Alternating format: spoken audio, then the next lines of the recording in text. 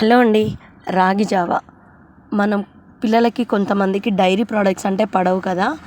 So అలాంటప్పుడు doctors కూడా suggest చేసేది రాగి జావా.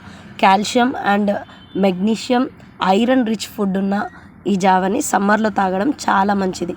ప్రాసెస్లోకి వెళ్ళిపోదాం. నేను చేస్తున్న స్టైల్లో మీకు చెప్తున్నాను.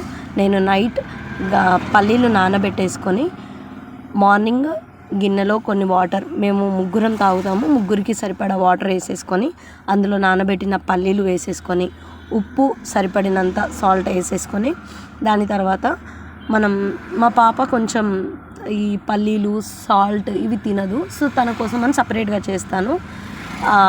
గిన్నెలో వేడి వాటర్ పోసేసుకొని బెల్లం వేసుకొని తనకి సరిపోయేంత 2.5 స్పూన్స్ సరిపోతుంది తనకి. సో అది తీసుకొని మంచిగా మెత్తగా కలిపేసుకొని ఇవన్నీ ప్రాసెస్ కూడా ఒక 1/2 అవర్ ముందు చేసి పెట్టుకోవాలి. కలపడము, మనం పల్లీలు నానబెట్టుకోవడం అయితే 1 డే. సో ఇప్పుడు మా పాప కోసం అందులో ఏమీ వేయట్లేదు, ఓన్లీ కొంచెం బెల్లం వేసి రాగి పిండి కలిపేసి ఒక 1/2 అవర్ తర్వాత వేడి నీళ్ళల్లో వేసేయడమే.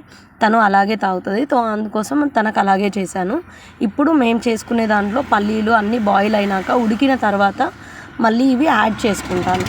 రాగి పౌడర్ మంచిగా యాడ్ చేసుకొని కొంచెం దగ్గరికి ఉడికేంత వరకు వెయిట్ చేసేసుకుంటే 2 బెల్లంతో చేసిన రాగి జావా అండ్ పల్లీలతో చేసిన రాగి జావా 2 మనకి రెడీ అయిపోతాయి. అండ్ మనం ఇందులో కొంచెం సమ్మర్ టైంలో కొంచెం పెరుగు కూడా కలుపుకోవచ్చు, చల్లలాగా చేసి కలుపుకొని తాగొచ్చు. దీంతోపాటు మేము డైలీ ఒక 3 బాదాము, 3 కాజు, watermelon seeds, sunflower seeds, ఒక కాజు ఇవి నానబెట్టేసుకొని వాటితో పాటు ప్యారలల్గా తింటాం. సో ఇది మేము తినే బ్రేక్ఫాస్ట్. మీకు కూడా నచ్చితే లైక్, షేర్, సబ్స్క్రైబ్ అండ్ మీకేం కావాలి అనేది మీరు కూడా కామెంట్ సెక్షన్లో కామెంట్ చేయండి.